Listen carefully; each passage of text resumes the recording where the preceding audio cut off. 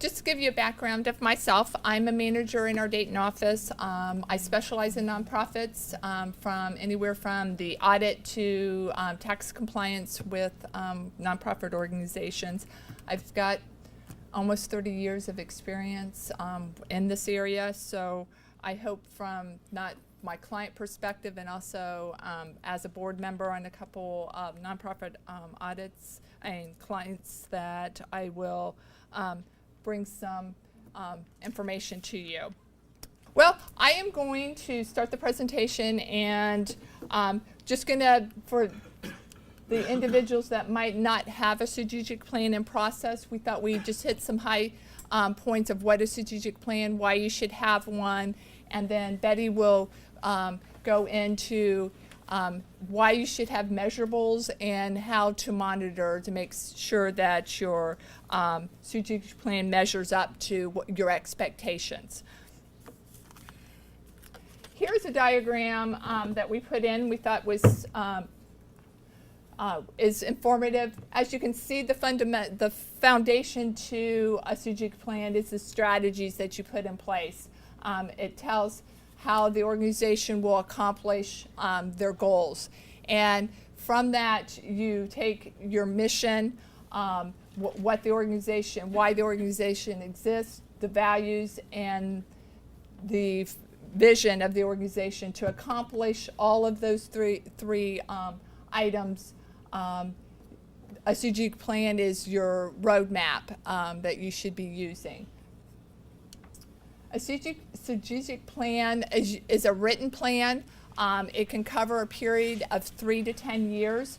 I will tell you the majority of plans that I've seen in place are about 3 to 5. 10 years out, you're really, it's probably just basics of where you want to be in 10 years, but 3 to 5 years is usually the norm that I have been in the process of developing and seen put into practice. It's filled with decisions and actions that shape and guide how the organization will meet its goals for the future.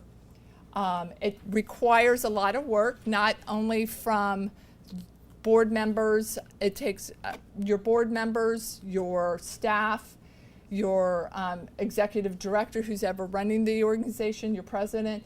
You have to go out and gather information, and that gathering of information will tell you and your strategic group what the external people, your stakeholders are looking at, what they think your organization is doing, and is it really meeting what mission you as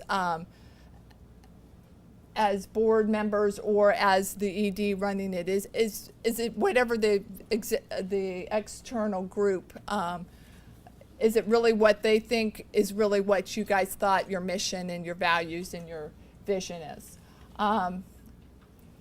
It usually takes about 6 to 9 months to develop a plan that you will put in place. It's very time consuming process. And it's always changing. I mean, that's the big thing. It's a very good guide, but there's always room for change when you're doing it. Why participate in a planning process? It gives the organization focus, not only the ED, but your employees within the organization, so that they understand why the organization is there. It concentrates on priorities and key strategies, so that everybody has a vision of where and how the organization is going to achieve its mission. It's a systematic approach, so you have guidelines, you have steps, you've got processes to achieve that, and everybody's aware of what those processes are. It helps an organization compete in the marketplace because, as you all are aware, that there's a lot of organizations that are doing the same thing. So you want your organization to be placed in the market and getting, your mission accomplished.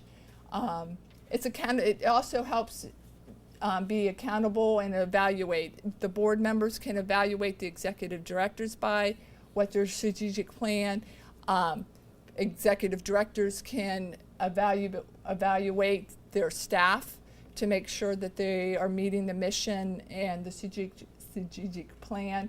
It gives the organization a clear vision of where they want to be and how they're going to get there. Another great part to strategic plans are maybe down the road the organization knows that it's going to have to partner with somebody so that they can know how that's going to happen. Another good reason to have a strategic plan is for planning for the future. If you've got an executive director that's been there 10 or 15 years, how are you going, you know, eventually that person, your leader, is going to retire. How are you going to get there? And a strategic plan will help you guide the organization through that so that when she does or he does retire, you're not stumbling. The organization can still go on and meet its mission. Why be strategic? To find the best approach to implementing your mission. It identifies the organization's unique niche and how will you be successful doing that. Making sure that your stakeholders understand how you can build your assets, how you're going to get donors to donate or grainers or foundations to give you money if you're thinking about a capital campaign. It also helps you identify your weaknesses. I know when I participate in it, you know that there's weaknesses out there, but when you go through that research section and you're asking your stakeholders and even staff, we found that they were very instrumental in helping to show us how we could get to where we wanted to be and how they could participate and buy into it. Because if your staff from the top to the bottom aren't buying into your strategic plan, you're not going to achieve it. And also to anticipate any problems that might be coming down the road. Like I said, like if you're going to have to merge, or if I know in the Dayton market, we've got a couple big funders that are saying, hey, we want you to collaborate. And how are you going to achieve that? And a strategic plan can guide you through that, those issues. Why do organizations complete? Stability. Like I said, it's a roadmap to deciding how you're going to reach your vision. It's a good way for the board to for an evaluation tool, not only of themselves, but everybody in the organization, and it drives the vision of the organization. After you get your strategic plan together, you'll see that from this graph, we've used the school district example here. Phase one, as I said, is conducting the research, finding out how your organization is being perceived, what changes that you might have to redo your mission or your vision. You do that through the phase one. Two is at the actual development of the strategic plan. And then the third phase is the development and implementation, and then that is what Betty's going to talk about, of how to develop your measurables and then how to monitor that you're actually achieving what your strategic plan was put in place for. See if we can do this. Thank you, Mary. I'm Betty Collins, and I'm a CPA, and I am a shareholder and director at Bradyware. I have been in public accounting since 1988. It's a very long time, but looking at most of you, you were around then. A few of you, but so when I usually say that, people go, "Oh my!" So I gauge my audience by that. But part of what I want to talk to you about is, let me get this moved around a little bit. This looks so simple, doesn't it? It's like a chart. It's like a big graph. Everything's listed out in bullet point. How many organizations just work like this? Okay, it's written. We're done. Great. Okay, this is important. Do not get me wrong. It's a 6 to 9 month process if it's really good, and it's not just here's what we spent last year. Here's what we're going to spend next year. It really is a thought-through process. One of the things that I liked that you said this morning was you can have success, but you may not have significance. this really takes you to the next level. So putting this together is really a lot of work. And it's a huge investment of your time and your resources. So if you haven't done this piece, it's okay. I would really challenge you to get someone to help you do that. So are you saying the entire 3 steps is a 6 to 9 month, or? Yeah, I mean, yes. Yeah. Yeah, it takes a while to come up with your vision and your mission, and then what does it mean to fulfill that, and how are we going to financially do that, and what resources and people are going to be there to do it with us. And by the way, you didn't get here overnight, so it's going to take you a while to get your thoughts and your stuff on paper and be intentional, and then it's going to take you time to do it. So you can't look at it and go, this is all done, let's go. It's probably a phase. It's probably things you're going to phase into. So let's assume that all of you have a great strategic plan, and you just spent thousands of dollars and you just spent tons of time putting it in. This is just as important as writing the plan, is measuring it. If you don't measure and monitor it, it's probably going to be a document that sits in somebody's drawer or in a notebook or in the board book. So we're going to talk about the measuring and monitoring. If your plan is extensive and you put this much time and effort into developing it, it's an investment. It took money, it took people, it took resources. So if you want a really good return on your investment, then measure it and monitor it after you're ready to go. Why measure? Accountability, visitability, and the ability to make changes. These are awesome words. Accountability, visibility, and change. 3 concepts or words that people don't generally want to do real easily. But when you have relationships and when you have organizations that have an accountability factor in place, you'll find success there. It's not a bad thing, it's not a negative thing, it's, hey, we want to make sure we're meeting where we're supposed to. Visibility doesn't mean you're going to be on the chopping block, but your plan is going to be so everyone knows it and sees it. And guess what? You may have done all this work to get it where it is, and you may change it as you go along. And a good board makes sure that those things happen. So why we measure?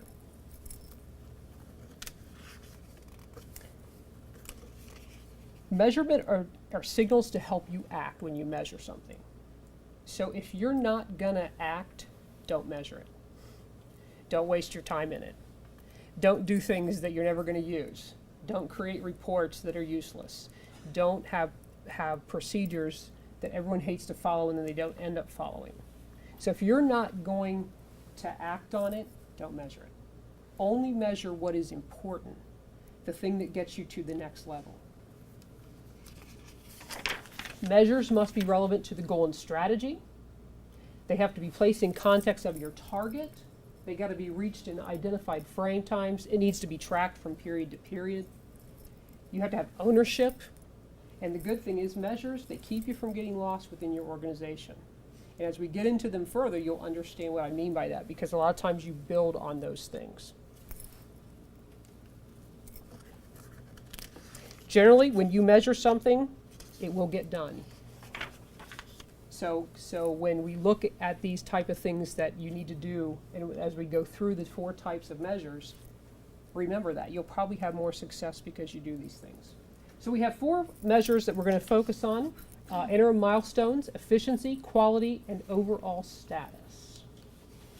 Now we're going to start with a generic kind of example, and we're going to use this example throughout.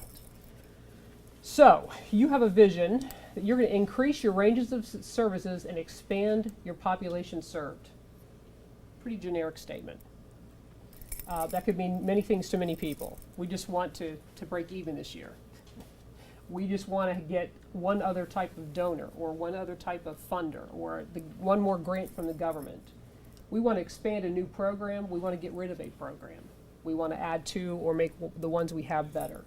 Strategy, we're going to develop and complete a targeted campaign to new potentially large donors. Example, we're going to see maybe how many more donors we're going to get and what are they going to give each year. We need to raise $1 million in the next year. The raising of your $1 million could be several reasons. Let's say it's been hard times, your grants were cut, and so the operations are needing to get into your savings or your endowment. It could be that, and so you don't want to see your savings and endowment going away. It could be that you want to raise $1 million so that the donors that you thought you always had, when they go away, you have someone in the mix. So the reason could be various, but how we're going to measure to get to that $1 million is what we're going to go through. So interim milestones. Let's look at the first. Whoops, I'm sorry. Here we go. Interim milestones. Milestones are usually, we made it to here. Okay? And in your strategic plans, you're probably going to have a lot of layers. And if you don't have really good foundation from the beginning, you might reach some milestones that aren't on solid footing. So the milestones help you as you're going along when you're looking at those and you're measuring them. You know, if you can go on to your next phase, you can go to your next layer. So what I want to talk about is when we just talked about we want to get more donors or to raise this $1 million. We're either going to get more donors, we're going to have less donors with bigger donations. So we're going to figure out which one do we want to go after and how are we going to track that. So in order to do that, obviously we have a whole order of things that you have to do to even get to, we're going to go get 10 donors. So the orders of things are real important when you are developing your strategies. I had a guy who had a great vision, great strategic plan. He had board members. He had an idea. He had Kool-Aid that you could sell all day and drink, okay? You know what I'm talking about? He had government officials, people from the mayor's office. He had no names. He had energy. He had passion. All things that go into a strategic plan. And he was going to do a really great thing by servicing people in a building that cost $1 million. And so we get to the table and he tells me his ideas. I'm like, great. Who's your capital lender? Well, these guys love the idea and they're going to do this and they're going to do this. I said, great. I'm going, I just became a volunteer, not an engaged CPA. because I can see that he hasn't got money at all to build a building, to service the people that his board's going to govern, okay? So there are steps you must take. So I said, guess what? And I was honest with him, I'm going to call your bluff. Bring your mayor's office people here and your funders and all your people and let's put them in a room. Bring your largest donor and I'll facilitate a meeting and I'll pretend to be your CPA. So we did. And at the end of the day, we had no money to build a building. So I said, well, the good news is we only had to come up with $1 million between everyone in the room. If we're going to split that up in some fashion. He really needed to do that a little bit back, even almost before he had a board and before some of these other things where he was getting equipment donated to take care of people in a building that didn't have financing to be built. It sounds really simple. This guy's extremely smart, very intelligent, has already gotten grant money, has not put really out a whole lot of his own money. So he's done a lot of things very well. So we step back, interim steps, very important. And if they're not measured and they're not looked at, you might get down here and realize you're wrong. So let's go back to the $1 million. We're going to make phone calls instead of meetings because phone calls are easier. And the goal is that we make, for every 10 calls, we get a meeting set. So if you, 10, I've got 5 of them, okay. So for every 10, yeah, 10. I'm an accountant, by the way. Okay, so you have 10 calls. You get 1 meeting. 10% is our goal. We want 10%. We want to set 10% meetings, okay?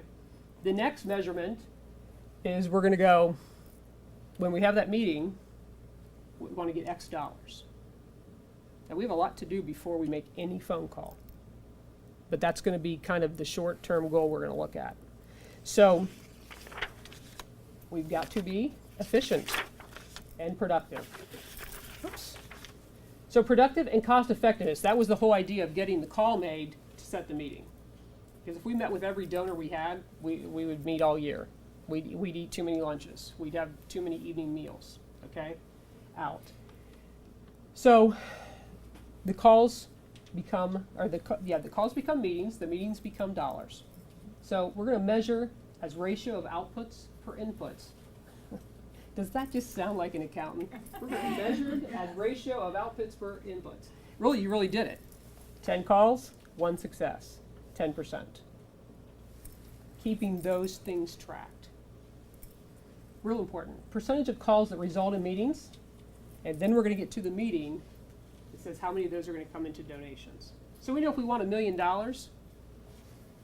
if you call Betty Collins and go, we need $1 million, you just called the wrong person. So we know how many we're going to have to get for those calls. So 10% of your first 10 calls, you're going, okay. But those are the types of things you do as you're going along. Because again, you're building and you're meeting milestones. So we want these calls to have some things quality around them. Accuracy, reliability, courtesy, responsiveness, compliance. What does all that mean? The biggest thing it means is we want to assure effectiveness of those calls in those meetings. Okay? So we want accuracy. We want to have some indicators that tell us we're on track. Accuracy. How many have a really good database? All the right phone numbers, all the right emails in them, all the right person, they still work there? Okay? Sounds simple, doesn't it? You all are smiling, you know what I'm talking about. So if we call people who no longer exist, I called someone who had died when I was on board. You know how embarrassing that was? I mean, seriously? How's so-and-so? Haven't been around for a couple of years. Not good. We wanted accuracy with who we were calling. So that meant the database had to be really in good shape. Oh, and by the way, now we got to get on the phone and say the message. Messages can be said way too many ways. So when we're talking about accuracy and reliability, we're talking about things that we all want to say, and we all want to say the same thing. Because remember, we got 10 calls. We want one of them to come to a meeting, and we want that meeting to turn into a donation. So you're measuring, and you're going, were we accurate with our information? Was it reliable what we were saying? And one of the goals was, this is our donor base. Donations means gifts. Gifts are gifts. Now, so we are going to measure, and we're going to evaluate their responses. Did they understand the message? Did they say yes? Did they say no? Did they say no for the wrong reason? So when you are strategically planning, you see how many layers you could be into. You see why it takes 6 to 9 months to think it through. And do you see why measuring is important? Because you want to keep having success as you're going along. So these are the things. We wanted to ensure that we were calling the right people, and that we were avoiding getting potential donors upset. We wanted people to leave there like, we're with you still. We just can't do it right now. We want to help you. Is there somewhere else I can help you? In order to do that, we had things that we had to be ready. We wanted quality measured to know we were in the right direction. Keep thinking about that 10% number, because I'm going to expand on that. If I can learn, here we go. Overall status. If I didn't have up here United Way thermometer, how do they monitor their status? Where do you see it everywhere? Every time I go to the post office, they have a thermometer because their employees give, and you can see where they're at. Same thing kind of happens with YMCA's. They have indicators out there. They're showing people, hey, here's where we are. Here's our status. People want to see progress. Always, always. People never want to go backwards. When they go backwards, it's not good. Or if they see it stay at 10%, why are we still at 10%? So a way to measure that you know you're leading your organization like you should, and the way you should be going forward is, hey, you're going, here's our progress. You're making sure everyone knows the progress. In the situation where the guy had a great vision, with a great idea, with a board, he had government behind him, he had incredible business plans, he did a great financial statement. The one person who was willing really to give him money said, I can't give you $150,000 if I know you really can't build a building. So he had no way he had no way of tracking his progress and getting his capitalized. So she would give the down payment when the bank said yes. The bank said, I can't say yes till we have a down payment. I have a banker from Chase, he understands that, right? You can expand on that. So it was one of those things, again, tracking all levels, not just even once you're raising the money. And he didn't really have a way to do that. So he wasn't effective. He had to start over a little bit. So now we have gone through different ways you measure, different ways you can look at indicators. Another example that I have is a church. They have about 1,200 people at their church, and they have 6 churches location-wise, and they're a nonprofit. And they decided to have a capital campaign for a $3 million project. And part of that was to have a big slide in the middle of the kids' center. $10,000 for this slide. Okay. And you talk about hard Kool-Aid to drink. Do we really need a slide for kids? If you're a parent, sure. If you're not, you're on. Why do we need a slide? So they were really important in how they did their strategic plan, because they wrote one to get started, but then they sought advice to have it looked at. And in that advice, they found that here's our donors. We're going to go to the top 10%. They knew who the top 10% were. They had a great database of information. Those 10% were all called in, and they just didn't say, how much can you give? They went through a whole message, told the message. People said, here's what I could and would and should do. Then that strategic planner went back to the board and said, you're only going to get one large donor. You have about $1 million committed, and your top 10% givers. There's only another 10% to give in the church. The rest just kind of come. We don't think you should do this. Go back to the table. And they did. They did measurements all through. They saw where their audience was. They saw what the need was. And then they were man enough to get up and say, we're not ready because you're not ready. So monitoring is huge. Just absolutely huge. In monitoring, there are roles and there's different things that have to happen. The board role. I think you heard a lot of good information about boards today. Okay. 10% to me is great on your return when you get your calls. If you get 1 out of 10 to come and meet with you, that's really good. When some of you heard 10%, did you go, well, that's hardly at all. We're going to get a lot of calls. So one of the things your board does is they sit and go, no, 10% is great. Keep going. We obviously have a message. We have the right people. We're making the right contact. Some board members go, we got to be at 20%. We're never going to get to $1 million. So the board needs to be advising. That's really their role when you're monitoring. You've got to have specific timelines and outcomes. Because if it just goes on and on and on and on, no one's going to believe you anymore. And there needs to be goals so you can build. It's all about that success and being significant. I wrote that down today. Monitoring clear, articulated responsibilities. Anytime I've been involved where there has been measurement once the plan is written and they have looked at it and they have monitored it, usually there was clear, everyone understood. There wasn't any muddying of the waters. And you got to have 100% buy-in from your entire organization. These are not all paid people, right? You've got your board, you've got your executive team, you've got your management, you've got your employees, and your volunteers. If you're lucky, you have every one of those layers filled, right? Because a lot of times your board are your volunteers in the real world, right? So you have to have everyone has to know the plan. It's got to be clear so that as you are looking at different things and you are monitoring and measuring, they have a clear message. If you ever have it where it's not clear and there isn't buy-in, the board needs to know that and they need to be back at the table and they need to communicate their message.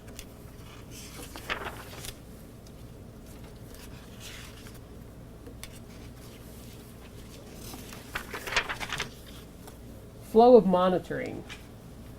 This isn't a perfect world. This is where you want to try to be, in my opinion. The board reviews everything. The board should be at that process where they're reviewing your information. They're reviewing the plan. They're reviewing what's being measured and looked at. They're looking at those 10% calls. They're looking at maybe the message is wrong. Maybe the database should be changed. They're not changing the database. You understand that? They're looking at maybe that's one of the problems. They're advisors. What they do is they should be celebrating accomplishments. Absolutely. This is a great way to say we didn't get it done. Please do it. Review areas where objectives are not accomplished and approach it positively.